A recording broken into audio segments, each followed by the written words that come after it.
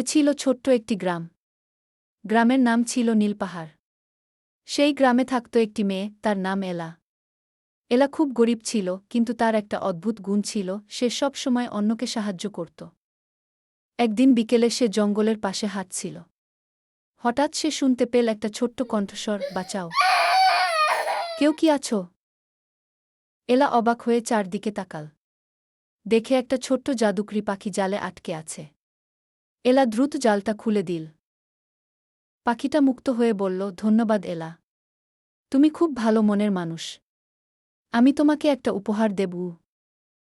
পাখিটা তার ডানা ঝাপটাতেই এলার সামনে একটি সোনালি বীজ এসে পড়ল। পাখি বলল, এই বীজটা তোমার বাড়ির সামনে লাগাও। কিন্তু মনে রেখো, এটা কেবল ভালো মানুষের জন্যই কাজ করে কি। এলা বাড়ি গিয়ে বীজটা মাটিতে লাগাল। কয়েকদিন পর সেই বীজ থেকে এক বিশাল গাছ গজাল। কিন্তু সেটা সাধারণ গাছ ছিল না।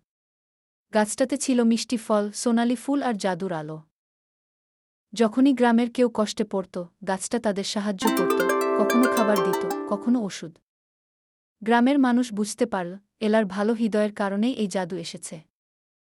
সেদিন থেকে এলা শুধু গরিব মেয়ে নয়, পুরো গ্রামের আশার আলো হয়ে উঠল। শিক্ষা: ভালো কাজ করলে তার ফল একদিন না একদিন অবশ্যই ফিরে আসে।